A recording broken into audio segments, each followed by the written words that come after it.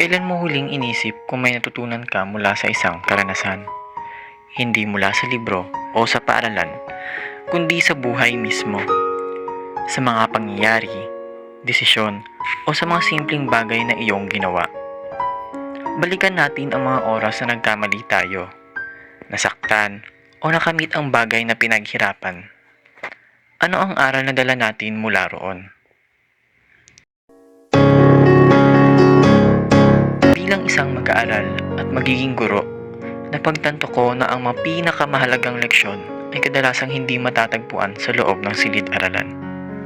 Nasa mga araw-araw na karanasan ang tunay na pagkatuto sa mga bagay na minsan ay hindi natin agad napapansin.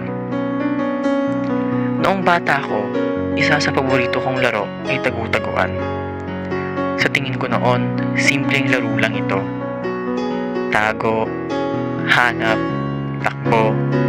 Pero habang tumatagal, napansin kong may mas malalim na aral dito. Sa tagu-taguan, natutunan ko ang isang mahalagang katotohanan.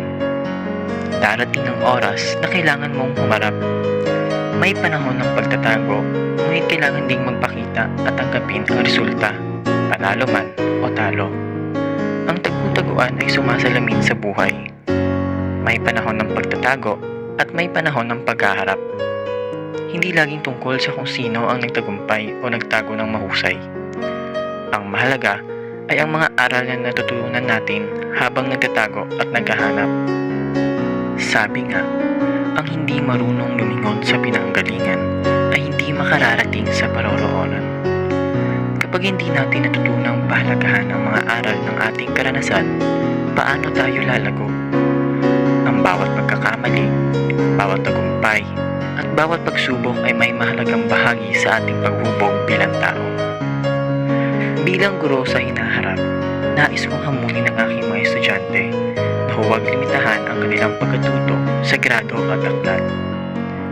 Minsan, iniisip natin na ang pagkatuto ay may takdang oras at lugar, na ito'y nagaganap lamang tuwing may guro, silid-aralan at leksyon. Pero sa totoo lang, sa labas ng 4 na sulok ng silid-aralan, nariyan ang mga pinakamalalim at pinakamakabuluhang aral na hindi matatagpuan sa libro.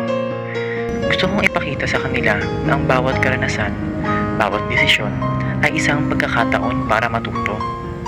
Kapag handa tayong matuto mula sa mga pagsubok at desisyon sa buhay, mas nagiging matatag tayo at mas handang harapin ang anumang hamon.